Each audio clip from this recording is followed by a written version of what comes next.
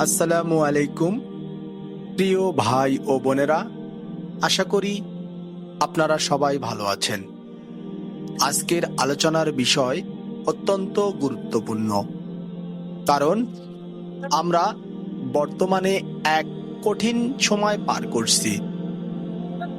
বর্তমান পরিস্থিতিতে ঈমান ধরে রাখা সত্যি এক চ্যালেঞ্জের কাজ। এই চ্যালেঞ্জের মোকাবিলায় কিভাবে আমাদের ঈমানের দৃঢ়তা বজায় রাখা সম্ভব, আজ আমরা সে বিষয়ে আলোচনা করব। আজকের যুগে আমাদের চারপাশে এমন অনেক কিছু ঘটেছে যা আমাদের মানসিকভাবে দুর্বল করে ফেলে। করোনার মহামারী, মানুষের মধ্যে দুশ্চিন্তা, রাজনৈতিক অস্থিরতা, প্রাকৃতিক দুর্যোগ, এমন অনেক কঠিন পরিস্থিতি রয়েছে। বিশ্বব্যাপী বৈষম্য, বৈশ্বিক অর্থনৈতিক সংকট, যুদ্ধ ও দাঙ্গা, এগুলো আমাদের জীবনের উপর গভীর প্রভাব ফেলেছে। এসব পরিস্থিতি আমাদের মানসিক চাপ এবং হতাশার দিকে ঠেলে দিচ্ছে। তবে মুসলমান হিসেবে আমাদের অবশ্যই জানার কথা যে এসব পরিস্থিতিতে আমরা কিভাবে আমাদের ঈমানকে মজবুত রাখতে পারি। ইসলাম আমাদের শেখায় যে যে কোনো পরিস্থিতিতে আমাদের আল্লাহর উপর ভরসা রাখতে হবে। রাসূল সাল্লাল্লাহু আলাইহি সাল্লাম বলেছেন, তোমাদের মধ্যে কেউ কোনো পরীক্ষায় পড়লে সে যেন কষ্ট না পায়, কারণ পরীক্ষার সময় আল্লাহর সাহায্য পাওয়া যায়। সহিহ মুসলিম। আজকাল যে চ্যালেঞ্জগুলো আমাদের সামনে এসেছে সেগুলোর মধ্যে সবচেয়ে বড় হলো আমাদের ঈমানের পরীক্ষা। এই পরীক্ষায় আমরা যদি আল্লাহর প্রতি দৃঢ় বিশ্বাস রাখি তাহলে আল্লাহ আমাদের সাহায্য করবেন। প্রাচীন সময়ে যখন ইসলাম নতুন নতুন প্রচলিত হচ্ছিল, তখন সাহাবারা অনেক কঠিন পরিস্থিতির মধ্য দিয়ে গিয়েছিলেন। হযরত ওমর রাদিয়াল্লাহু তাআলা আনহু এর একটি ঘটনা মনে পড়ে, যখন তিনি রাসূল সাল্লাল্লাহু আলাইহি সাল্লামের কাছে এসে বললেন, হে আল্লাহর রাসূল, যদি আমাদের আরো কষ্ট দেয় তবে আমরা কিভাবে আপনার সাথে থাকতে পারবো? রাসূল সাল্লাল্লাহু আলাইহি সাল্লাম তখন বললেন, ধৈর্য ধারণ করো, আল্লাহ আমাদের সাথে আছেন। এর মাধ্যমে তিনি বুঝিয়েছিলেন যে সমস্ত বিপদ আপদ সত্ত্বেও আল্লাহ আমাদের সহায়ক। একইভাবে হযরত ইউসুফ রাদিয়াল্লাহু তাআলা আনহু যখন মিশরে বন্দী হন, তখনও তার ঈমান অটুট ছিল। তিনি কোনো সময় আল্লাহর প্রতি সন্দেহ করেননি, বরং তিনি আল্লাহর পরিকল্পনার প্রতি একনিষ্ঠ ছিলেন।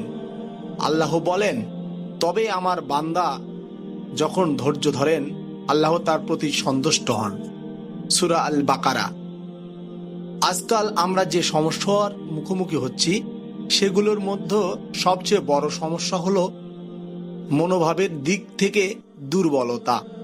আমরা যখন কঠিন পরিস্থিতির মধ্যে পড়ি তখন মনে হয় যেন আমাদের সবকিছু শেষ হয়ে গেছে, কিন্তু ইসলামের আমাদের শেখানো হয়েছে যে কোনো পরিস্থিতিতেই আল্লাহর উপর আস্থা রাখতে হবে।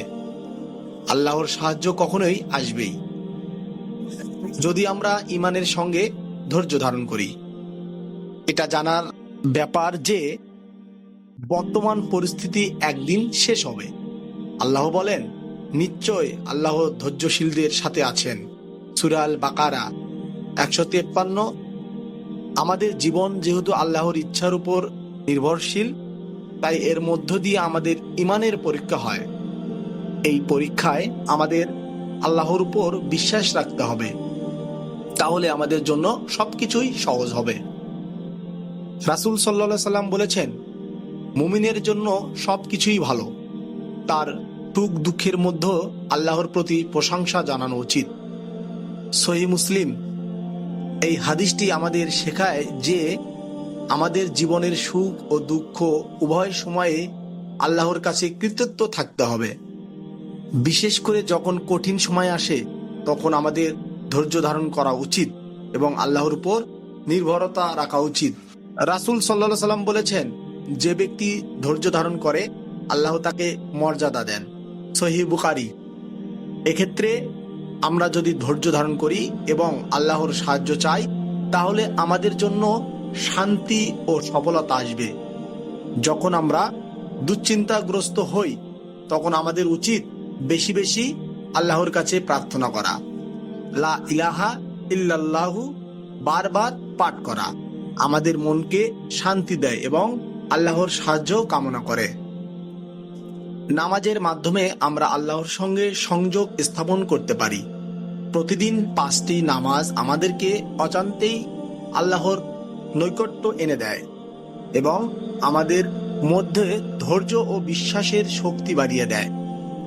নামাজের সময় আমরা শুধু আল্লাহর কাছে সাহায্য চাইতে পারি না, বরং তাকে আমাদের কষ্ট ও দুঃখের কথাও বলতে পারি।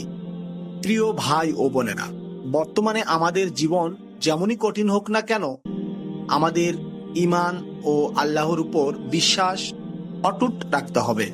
একমাত্র আল্লাহ আমাদেরকে শক্তি দেন, আমাদের কষ্ট দূর করেন। চলুন আমরা ধৈর্য ধারণ করি এবং আল্লাহর কাছে প্রার্থনা করি, যাতে তিনি আমাদেরকে তার পথে দৃঢ় রাখেন। আমিন।